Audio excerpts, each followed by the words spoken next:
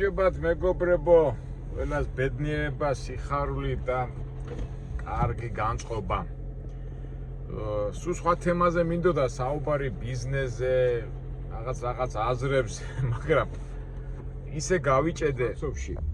უკვე გადავწყვიტე, რომ ფაქტობრივად ორთაჭალიდან მივდივარ აი ჩემი სახლისკენ და აი ფაქტობრივად რა არის 4 კილომეტრია და აი მოვჩანჩალებ და ამ დროს სულ სხვა თემაზე მინდოდა საუბარი, მინდოდა ბიზნეს პროექტებზე, ბიზნეს იმებზე, წინ წასვლაზე რაც მე მაქვს და ხედვა გვაქვს და ასე შემდეგ, მაგრამ მაგი ცოტა ხნით გადავდო და მაინც დრო გვაქვს აქ ამ საცობში ყოფნის და ერთი ჩემებურად განვიხილოთ ეს თემა და რა ვიცი იქნებ რაღაცა ჩვენი აზრი მოეწონოს ვინმეს, თუმცა შეიძლება მოეწონოს თუ არ მოეწონოს, მაგრამ სკეპტიკოსები ამბობენ, რომ კი იტყვი ამას, ან შენ იდეას როგორ უნდა გადაეჭიროს, მაგრამ ვინ არის ამის მომსმენი და გამკეთებელი, მაგრამ ჩვენი მაინც უნდა თქვათ.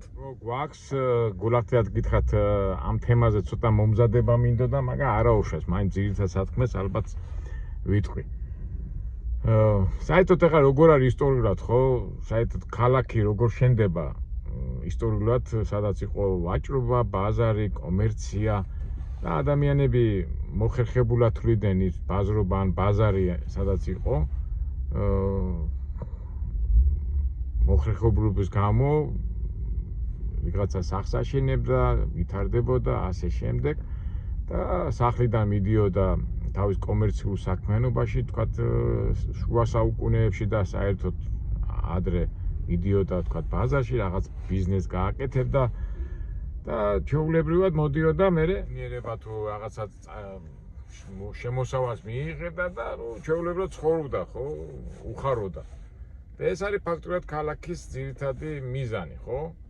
და ახლა როცა ქალაქი იზრდება, უკვე კომფორტს კი შეიძლება თქვათ ბაზარში მიდის 10 კაცი, მერე დაემატა 20 კაცი, 30 კაცი, მაგრამ საცხოვრებლებს ისე აკეთებენ, რომ უნდა სხვა ადგილას წახვიდე და განვითარდე. ეს მე ასე პრიმიტიულად ვიძახი ამ ქალაქის განვითარების ამბავს. იქ ხელოსანი იქნება, ვაჭარი იქნება თუ რაღაცა, ვინც საქმიანობით არის, ეს ბუნებრივად ხდებოდა, ხო? და თავისთავად ახლა ადამიანი იმიტომ არის გაჩენილი, რომ ბედნიერება და თავისი მოღვაწეობის ისიამოვნოს თავის შედეგით და უბრალოდ კომფორტი შეუქმნას თავის თავს. ახლა მე რა ვთქვი, არაფერი ახალი არ მითქე, ეს არის ჩვეულებრივი ორჯერული 4-როა ეს არის. ყველა ადამიანს უნდა ბედნიერება. თავისთავად მე სადაც არის ვაჭრობა, იქ წარმოება განვითარდა, ხელოსნები განვითარდა და კლასიკურად მიდის. მაგრამ ახლა ჩვენ შემთხვევაში ასე იყო საბჭოთა პერიოდშიც, ხო? ახლა სოფლიდან მოსახლეობა, თქვათ, იქ თუ სოფლიდან რატო მოდის მოსახლეობა, ხელოსნობა და მანუფაქტურებში მოდიოდნენ, ხო? თქვათ, იქ თავადი თქვათ მონათრო ის არ აქვს ფეოდალური წყობა, რომ ასე თქვათ, კერძო ხო იცით ეს მონათრობება კი აი ფეოდალობა რომ წავიდა, ეს განთავისუფლებული გლეხები მოდიოდნენ ქალაქში სამუშაოდ. უმეტესი სოფელში ხდებოდა, სოფელში ჩებოდა და თავის შემოსავალი ჰქონდათ, მაგრამ დროთა განმავლობაში ურბანიზაცია თუ როგორ ვთქვათ, ეს ბევრი მოსახლეობა მაინც მოდიოდა და განსაკუთრებით ახლა ჩვენ საბჭოთა სისტემაში, ახლა ზოგადად კაპიტალურ სისტემაში როგორ არის, როგორც ბაზარი მოითხოვს, იქიდან გამომდინარე მოდიან სამუშაოდ ადამიანები, მაგრამ ჩვენ სისტემაში ახლა მე როგორც მახსოვს 70-იან 80-იან წლებში უფრო კომუნისტების დროს საბჭოთა პერიოდში როგორ იყო, რომ საბჭოთა კავშირს უნდა გადაესწრო ამერიკისთვის და ძალიან ბევრი ქარხნები იხსნებოდა და ქარხნებში საჭირო იყო მუშახელი და თვითონ სახელმწიფო, საბჭოთა სახელმწიფო, ასე ვთქვათ, მმართველი ელიტა ცდილობდა, რომ მუშახელი წამოეყვანათ სოფლებიდან ქალაქში და იმიტომაც შენდებოდა ემდენი სახლები და როგორ ხო ასე დასტამბული კლასიკური საბჭოთა კლასიკური განვითარების ქალაქის არის რუსთავი. თავისთავად რუსთავი, თბილისი, ქუთაისი, ასეთი პროცესები ხდებოდა. და მეც ახლა მეც ამ თაობის ასე ვთქვათ გაზრდილი ამ თაობაში გავიზარდე იმ თაობაში და მახსოვს ესე იგი გპ ან უნივერსიტეტში რომ წამოვიდო და ახალგაზრდა ადამიანი სოფლიდან რაიონი და მე ყველა ცდილობდა რომ აქ დარჩენილიყო და ამას სახელმწიფოს უწყობდა ხელს. მაგრამ ისიც მახსოვს რომ სოფლები სავსე იყო და ეხლა ჩვენ სოფლებში ეხლა საქართველოს სოფლებში რომ მიხვიდეთ სარიელია და აი მახსოვს ყოველ შაბათ-კვირას კონცერტები კლუბებში იმართებოდა და ახალგაზრდობა იყო სავსე და ძალიან ბევრი ადამიანს არც უნდოდა აქ წამოსვლა, იმიტომ რომ სოფელში იყო დასაქმებული. ეხლა წავიდა საბჭოთა კავშირი დაინგრა, გასაგებია, ადამიანებს სამსახური მოუნდათ, კოლმეურნეობები დაინგრა და წამოვიდა ხალხი, მაგრამ ეს ბუნებრივია და ეხლა საცობები რო არის ხოლმე, ეხლა მოდი მიზეზები ვთქვათ, რომ რატო ამბობენ რომ საცობები აი ხშირად ამბობენ აი მთელი სოფლელები მოდიან აქა იმიტომ შეივსო მაგრამ მოდი ახლა სამართლიანად ვილაპარაკოთ ეხლა ისო რა იქ სოფელში აქ სამუშაო და გამორბის თუ რა უბრალოდ არა და სხვა საშუალება რო არა გიძულებულია წამოვიდეს აქა იმიტომ აქ არის საწარმოები აქ არის პატარა ცეხები მაღაზიები ასე თავისთავად და მოდის ამ დროს ხშირად ამბობენ ხოლმე კიდო აი ეს ნებიო მანქანები დადიანო იმაში რა ქვია მაღაზიაში ყოველ ნაბიჯზე იმიტომ ამდენი მანქანა ეხლა წეღანას რო ვთქვი ადამიანს ყველას აქვს უფლება კარგად იცხოვროს და რა არის ეხლა იმაში რომ მანქანა ყავდეს და მაშინ არ უნდა იარონო ნუ ესეც არ ამგონია სწორი ასეთი მიმართულება ანდა კიდევ ამბობენ ასე რომ საცობები უნდა შევზღუდოთ აი გახსოვთ ხო კენტმა რა ქვია კენტმა ნომრება ერთ დღეს იარო მეორე დღეს მეორე იარო და მე არის ჯარიმები და ჯარიმები რომ არიარონო ამდენმა მანქანამ ეხლა ამ ჯარიმებზე გამახსენდა სინგაპური ახლა როგორ მოგეხსენებათ არის კუნძულზე ხო და ეხლა ქალაქი ესა ნავსადგურია და განვითარდა და არეტევა და ადგა მთავრობამ რა გააკეთა თუ მანქანა რო იყოლიო სინგაპურში ეს დიდარი ადამიანი ხარ აი მაგათ ეხლა ეს მანქანა ხო რა არის კამრი თუღის სიტყვაზე თქვა 20,000 სინგაპურში თუ რო იყიდო ასეთი მანქანა 300,000 უნდა გადაიხადო და პლუს ამას რაღაც დაზღვევები, რაღაც ბუნების დარღვევის და მთელი ამე იმხი ისეთი ძვირი ჯდება მაგის შენახვა, რომ შეუძლებელია და გადაიყვანეს ასე ვთქვათ საზოგადოებრივ ტრანსპორტში. ამიტომ ასეთი მეთოდი აქ მიღებაც არ არის სწორი. ნუ ეხლა მე რაღაც ცოტა ისე გადავედი გადაჭრის პრობლემაზე და იმიტომ გავაგზავნე. აი როგორ უნდა გადაიჭრას ეს საკითხი. ნუ მე ჯერ რაც ჩვენ ვიცით აი სინგაპურში ასე გადაჭეს. ეხლა ეს საცობები აი ხშირად ჩვენ ხო ამერიკაში რამდენ ადგილებში დავდივართ ეს თბილისის საცობები მაგონებს აი ლოს-ანჯელესის ამბებს. ასოთ მე ლოს-ანჯელესში არადროს ყოველთვის ბუზღუნებდი, იმიტომ რომ ისიც თბილისივით არის განლაგებული მთებს შორის. მაგრამ იქ ძალიან ბევრი ესტაკადებია და ესტაკადებზე კი არის საცობები, მაგრამ უკვე რომ გახვალ იქ დასახლებულში, იქ საცობები არ არის. მაგრამ ვინაიდან ახლა მაინც ლოს-ანჯელესი იმხელა როგორ ვთქვათ, პორტია და მთელი ამერიკა ფაქტობრივად ლოს-ანჯელესის პორტიდან მოდის ეს მთელი ტვირთები, ამით შეიძლება გაამართლოთ რომ ახსნა, მაგრამ იქაც ძალიან ბევრს ფიქრობენ და უბრალოდ მეცნიერულად რაღაცებს უდგებიან, მაგრამ ჩვენთან, აი შეხედეთ, ვინც იტყვიან რომ ჩვენთან საცობების მიზეზი არის კორპუსები, აი ესე გადატენილი კორპუსები, რომელიც აშენებენ პარკინგების გარეშე და მანქანებს აღარ აქვს საშუალება ჯერ გაჩერება ხო საშინელება და ეს ამხელა მანქანების მოძრაობა საშინელება. ესე იგი აქ უკვე ურბანისტები უნდა ჩაერინოს, სპეციალისტები, მაგრამ სამწუხაროდ ეს არ ხდება. ეხლა მე ახალს არაფერს არ ვიტყვი.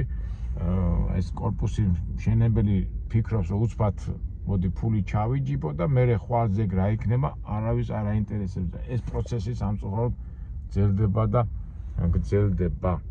ჩვენთან რა ხდება თქვათ ამ თაწმინდაზე ვერაზე ცენტრალურ ყველას უნდა მაინც პრესტიჟული იმაში ცხოვრება და ამ კორპუსებს ტენიან და რომელიც აი მართლა დიდი საშინელება. აი თუმცა ეხლა იმ დღეს ვენაში რო შეენობდი, იქაც რამხელა დიდი ქალაქია, ხო, ეხლა ვენა თბილისზე დიდია, მაგრამ საცობები ასე თუ ისე არ არის, იმიტომ რომ იმ ისტორიულ ადგილებში არ აშენებენ და თუ აშენებენ, მთელი გათხრებია და ჩვენთან აქ მე რა ვიცი, რაღაც მართველი ელიტა, რაღაც მცდელობაც კი არ ჩანს, არ ვიცი. ნუ კაი, ეს უკვე სხვა ამბავია, მაგრამ ამ საცობებს მოყვება მერე ეს ნერვოზიანი, ანერვიულებული ხალხი ერთმანეთს არ უთმობენ, ნუ ბუნებრივია, ახლა მე იმას კი ავიძახი, მაგრამ მაინც ეს მიზეზი არის და ასე თუ გაგძელდა, მე დარწმუნებული ვარ, რომ იქნება ძალიან აფექტდება რაღაც ასწაული და ეს დანევროზებული ხალხი ჯერ მარტო მე ზოგჯერ ახლობლებთან და იმებთან და აბრალოდ ბევრის დამეთ თანხმებით, რომ გვეზარება ხოლმე მის ადრე როგორ იყო ერთი მანქანით ერთ ადგილას მიხვიდოდი, მეორე ადგილას, მესამე ადგილას, მეოთხე ყველაფერს ასწრებთ. და ეხლა ასე თუ იარე ერთ ადგილზეც მისვლაც არის საშინელება, ერთი საქმე თუ გააკეთე ძალიან მაგარი წარმატებაა, მაგრამ არ ვიცი ასე თუ გაგძელდა ეს დიდი პრობლემაა, მაგრამ აი ჩვენებურად ეხლა უკვე გადაჭრაზე ვილაპარაკოთ, როგორ უნდა გადაჭრა ეს საკითხი.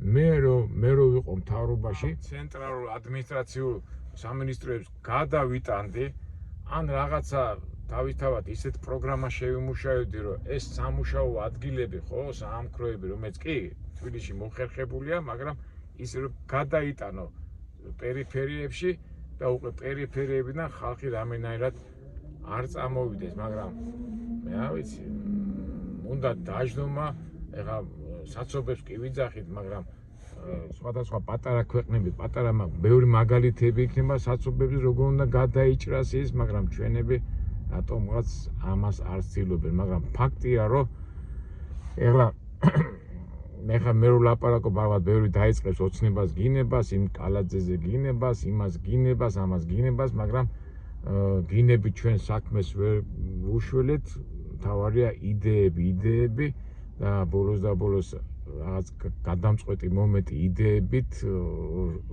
შეწუხდება ხალხი, ალბათ უნდა ვიფიქროთ და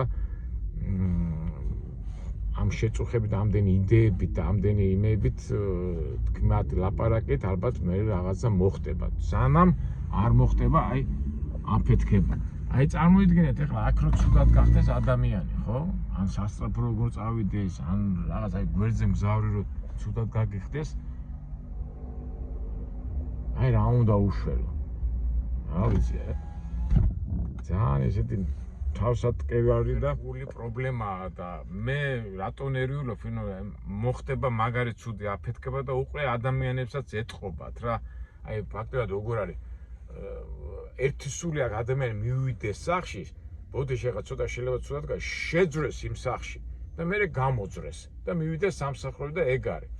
და ზოგი იტყვის, აი ხო ხედავ, ამდენი კორპუსები შენდებაო, ამდენი რაღაცები შენდებაო, მაგრამ ეს არ არის წარმატების, ეს არის უბრალოდ ადამიანი იმას ოცნებობს, შეძრეს, არც სტაიანკა უნდა, არც რა ქვია, გასაჩერებელი და მდიდარი ადამიანი ასეთ კორპუსებში იყიდის. არა მგონია რომ იყიდოს, უბრალოდ ვითომ ეს ეკონომიკის მაჩვენებელია, ამდენი სახლები რო შენდება, მაგრამ მე არ მიმაჩნია ეს ეკონომიკის მაჩვენებელი, უბრალოდ ვისაც ფული უვარდება, ოღონდ რაღაცა ჩადოს ამ ამბავში და ამ შესაძლო ადგილს ცოტა ცუდად ვამბობ, რომ ღამე გაათენოს, ალბათ მაგაში ხედავს ბედნიერებს, მაგრამ ეჭვმეპარება რომ მასე ხედავდეს ვინმე ბედნიერებს, უბრალოდ სხვა გამოსავალი არ აქვს. არ ვიცი, მეგობრებო, შეიძლება ცოტა მონოლოგის ამბავში, მაგრამ წეღანას გითხარით ეს რაღაც მოუმზადებლად ჩავრთე, მაგრამ ამდენი ხანია უკვე მოვდივარ. ეს აქეთ ამ ხარე მაინც შედარებით უფრო ასე თქვათ ვითომ აეროპორტის გზა უფრო თავისუფალია, მაგრამ წარმოიდგინეთ საბურთალოზე და ვაკეში და იქით რა ხდება და რა ვიცი, მალად ყოჩა ხალხი რა მომთმენები არიან და მე გვიქვის ხოლმე რატომ, რა ვიცი, მაინც ამას ასეთ საცობებს, ეხლა რო ვადარებ ამერიკის და იმებს, ასეთ საცობებს არსად არ არის რა. თუმცა, რა ვიცი. ეს სიტყვით გაძლება მოგცეს მეგობრებო, ფორმულა მოთმენითა შენითა მოეპოვე სული, რა თქმა უნდა, კარგია, მაგრამ ასე თუ გაგრძელდა, უბრალოდ წეღანაც რომ დავიწყე საუბარი, ქალაქის დანიშნულება არის შენი საქმიანობის კომფორტულად მოწყობა, ხო? და შენ სამსახურში თუ ვერ მიხვედი და მარტო სამსახურის სახლი და მთელი დღე ასე იარე, იმ სამსახურმა და იმ შენ შემოსავალმა და შენ მოქმედება, რომელიც ცხოვრება ქვია, რაღაცა კომფორტი ხო უნდა მაქვს, სულ დისკომფორტში ეს მოხდება, ეს არის ფსიქოლოგიური და ფილოსოფიურად საშიში მდგომარეობა, რა ვიცი. ახლა მავანი მეტყვის, ახლა ამდენი გლაპარაკე, მაგრამ გამოსავალი მაინც ვერ ნახე, მაგრამ მე ასე ვიტყვი ბუროს და ბუროს გამოსავალი ჩემებურად აზრით უნდა გადავიდეს ეს ადმინისტრაციული ეს სამინისტროები ცალკე და კანონი უნდა მიიღონ რაღაცა საწარმო, უნდა იყოს ის თბილისში რაც აქ არის საწარმოები რამინერად ასე რაიონებში და პერიფერიებში გადავიდეს, რომ ადგილში უკვე მაცხოვრებელ რაიონში მაცხოვრებელ მოსახლეს უკვე სული არ ქონდეს წამოვიდეს აქ მუშაობის. რა ვიცი, მე ასე მგონია და ისე და ესე მე შეიძლება სპეციალისტი არა ვარ, მაგრამ უნდა გადახედოთ ბევრ ევროპულ ქალაქებს, რომელიც ჩვენსავით პატარაა და ორივე შემთხვევაში რო ჩადიხარ იმ ევროპულ ქალაქებში ასეთ იმაში ნამდვილად არ ხვდები და ეტყობა რაღაცა გამოსავალი არის. პირველი გამოსავალი არის სურვილი, ფიქრი და სურვილი რო იქნება, იდეები წამოვა და ეს იდეები უნდა განხორციელდეს. აი მეგობრებო, აი ესეთი ჩართვა გავაკეთე და მგონი წავედი და მე უფრო დახვეწილად, უფრო როგორ ვთქვათ, უფრო ანალიტიკურად განვიხილოთ ეს თემა და იქნებ რაღაცა გამოსავალი სწორი და ისეთი გამოსავალი, რომ წყალი არ გაუვა, ვიპოვოთ. არა ვარდეთ, ნერვები არ აგვეშალოს და ისევ და ისევ მოთმენითა შენი და მოიპოვე სული შენი, მაგრამ ალბათ ფიქში გამოსავალს ვიპოვე. კარგით, აბა მეგობრებო, მომვარ საინტერესო ვიდეოებამდე, რასიზა პრობლემებს ვერ გაიქცევი, მაგრამ ჩვენ როგორ ვამბობთ, პრობლემები არა, უბრალოდ სიტუაცია დასალაგებელია და ამ საცობების ამბავში ნამდვილად დასალაგებელია თბილისში სიტუაცია. კარგად მეგობრებო, მომვარ შეხვედრამდე, საინტერესო ვიდეოებამდე.